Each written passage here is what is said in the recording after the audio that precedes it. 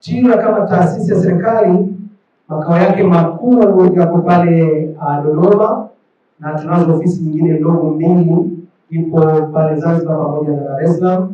Lakini katika kuhakikisha huduma za TIRA zinafika kila mahali katika usimamizi wa sekta yetu ya bima, TIRA ina ofisi kupitia kanda mbalimbali ambazo tunapatikana nchi nzima. Tunazo kanda kama 10. Hapa ambapo nipo karibuni sana Arusha, ndipo ambapo moja kati ya kanda nipo, ambapo ofisi zake ziko hapa Arusha, ni kanda ya kaskazini. Tunahudumia mikoa ya Tanga, Kilimanjaro pamoja na hapa Arusha. Majukumu ya TIRA yameainishwa vizuri katika sheria ya bima, lakini mimi niseme tu machache. Moja ya kazi ambayo TIRA tunafanya ni kusajili na kutoa leseni kwa watoa huduma wote katika sekta hii ya bima. Tunasajili na kutoa leseni kwa watu wote wanaohusika na masuala ya bima. Hapa tunaongelea makampuni ya bima, mawakala, washauri, watu wa huduma wengine mbalimbali. Lakini pia TIRA inaishauri serikali katika masuala ya miradi ya kimkakati ya maendeleo.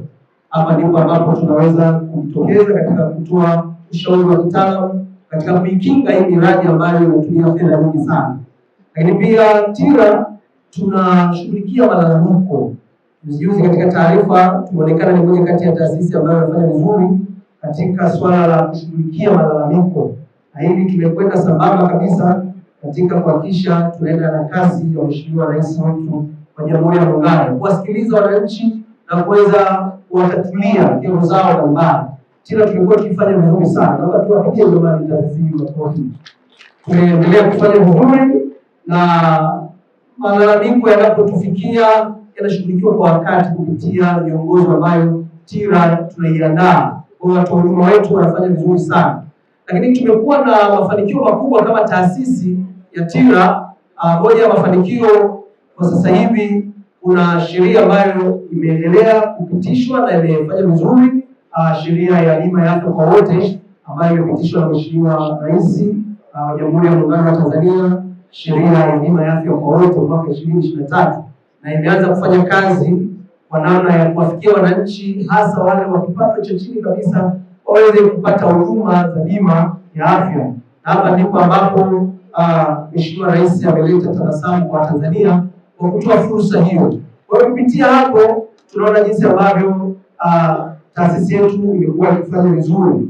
Lakini pia moja ya mafanikio mengine ambayo TIRA tumepata ni pamoja na kufanya maboresho ya sheria ya fedha ya mwaka 2022, ambayo sheria hii sasa inaipa nguvu TIRA katika usimamizi katika maeneo yafuatayo: bima zile za lazima kwa upande wa majengo ya biashara, upande wa vivuko na masoko. Haya yote yameainishwa katika hii sheria kama sehemu ya maboresho.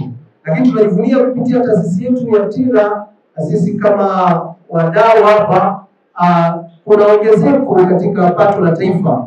Ukiangalia katika taarifa zetu za soko mwaka 2021 tulikuwa tumefikia ongezeko la 106.9, lakini sasa tumefikia ongezeko la 2.01.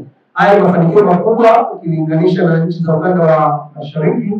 Unaona jinsi ambavyo baada ya Kenya tunaenda vizuri sana, na matarajio yetu makubwa ni kuhakikisha ifikapo 2030 basi tuwe tumesogea kwa 3% katika sehemu ya pato la taifa.